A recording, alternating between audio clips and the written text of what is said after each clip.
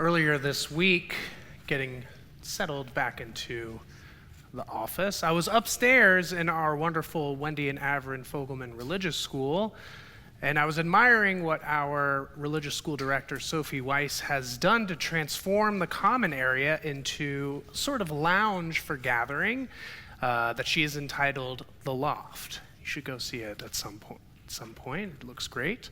And on one of the shelving units, I noticed a display of student projects highlighting the amazing creativity of our young folks.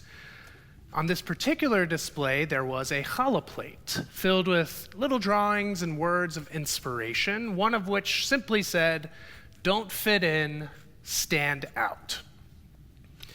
Now, the simple phrase instantly connected with some of the deep learning and hard but meaningful conversations I recently had the privilege to enjoy as part of the Shalom Hartman Institute's Rabbinic Torah Seminar in Jerusalem. Over the course of a week and a half of classes and study, we grappled with the tough questions facing the Jewish people across the world. And it's my privilege tonight to share some insights from those 2 weeks in Jerusalem with all of you. One of the speakers at the seminar was a man named Tal Becker, a lawyer and a leading legal advisor for the Israeli government, who most recently actually drafted the Abraham Accords and also defended the state of Israel in the International Court of Justice. His session that he taught focused on a very specific verse from last week's Torah portion, Parshat Balak, in which the non-Israelite prophet Balaam is hired by a Moabite king to curse the Israelites. Now, as Rabbi Greenstein so beautifully taught, the words that Balaam comes to utter are not, in fact, a curse, but actually a blessing for this encampment of Israelites that he witnesses. The focus of Tal's session with us comes from that blessing. When Balaam says, "Hen am levadad lo yishkon, uvagoyim lo yitchashav," for they are a people that dwells alone, that is not reckoned among the nations. Of course, taken in context, this proclamation is one of blessing and of admiration, an acknowledgement of the uniqueness of the Jewish people and our distinct place among the many nations and cultures of the world. The blessing of Balak echoes these words from that challah platter in the loft, perhaps written by a burgeoning young prophet in our midst, that we as Jews are not meant to fit in, we are meant to stand out. But there is another way to read this verse, not as a blessing, but actually as a sort of curse. There are many times when we may not want to stand out, to be different. And looking closer at the verse in its original Hebrew, we glimpse this darker side of standing out. It describes the people as livvadad, which comes from the root badad, meaning alone or even isolated. And from this root, we get the word livad, meaning alone, and boded, meaning lonely. To stand out, to be unique, can often be a lonely experience.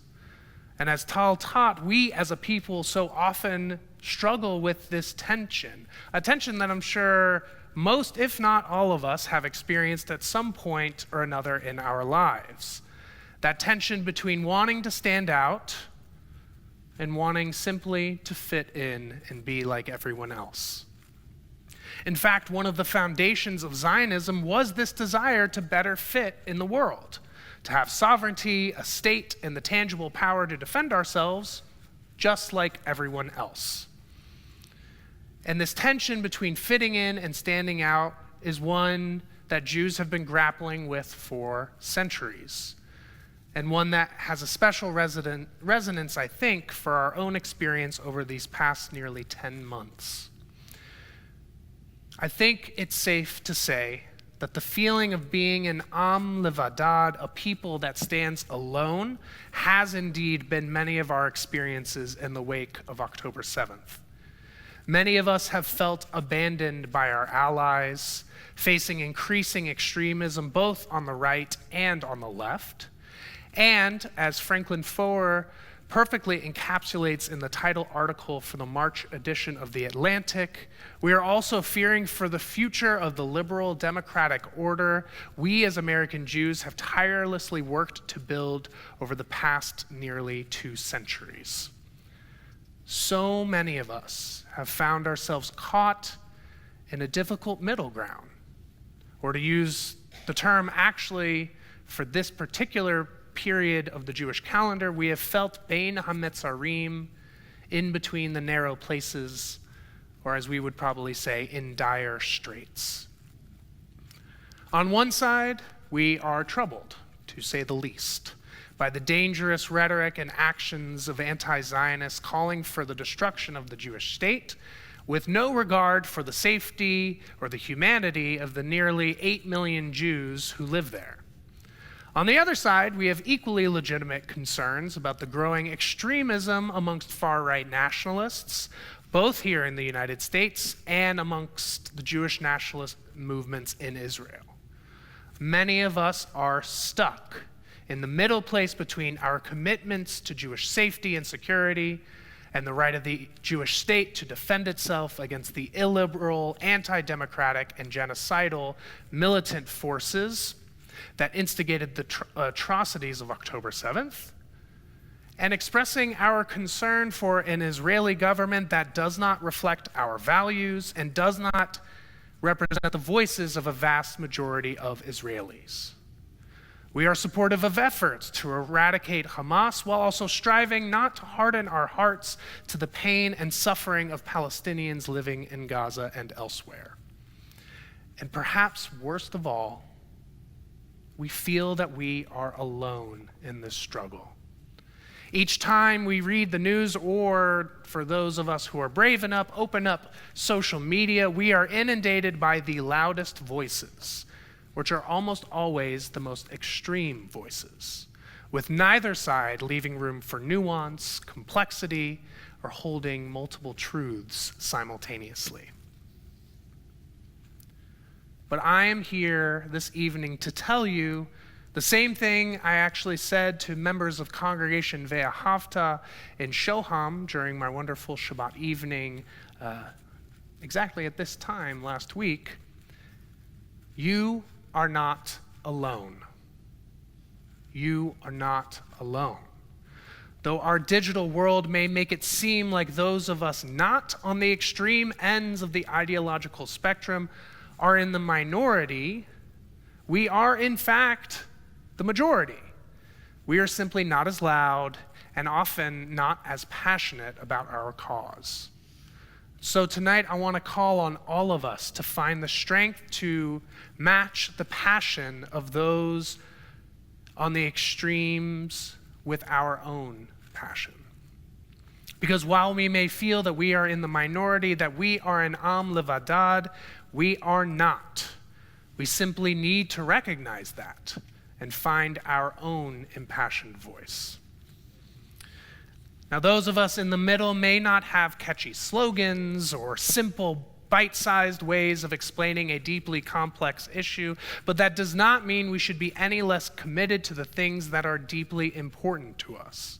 The ideals that have guided and inspired previous generations, whose visions of a better world have brought us this far. And I believe that they are ideals worth holding on to. It is true that in the process of our predecessors bringing their visions into reality led to some imperfection, imperfect institutions, flawed actions.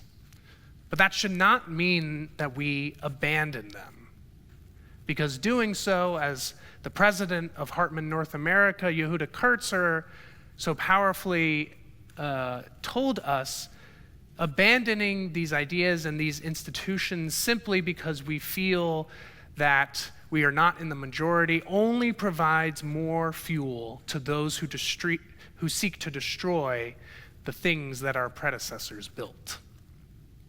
Tonight, I want to advocate for a newly passionate liberal Zionism, Now, when I say liberal, I do not mean a particular political leaning, but instead I'm calling back to the original definition of the term, meaning, quote, a political and social philosophy that promotes individual rights, civil liberties, democracy, and free enterprise. To me, a passionate liberal Zionism means a commitment to the safety and security of the Jewish people, the inherent dignity and right of all people to freedom and flourishing, the celebration of diversity and appreciation of human difference as not a threat, but in fact as a blessing. It means a commitment to democracy and the ability to exchange ideas and engage in hard conversations without fear of retribution. My liberal Zionism affirms the right of a Jewish state in the land of Israel that also holds itself to the ethical standards and moral obligations of our tradition, to care and provide for the stranger among us.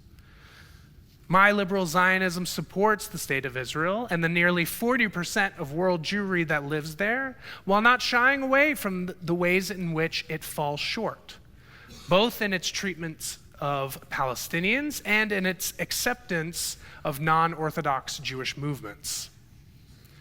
To me, a passionate liberal Zionism means striving to be an Am Levadad in its most positive sense, an exemplary people that works towards the betterment of humanity, while also understanding the reality that we are so often very much like everyone else.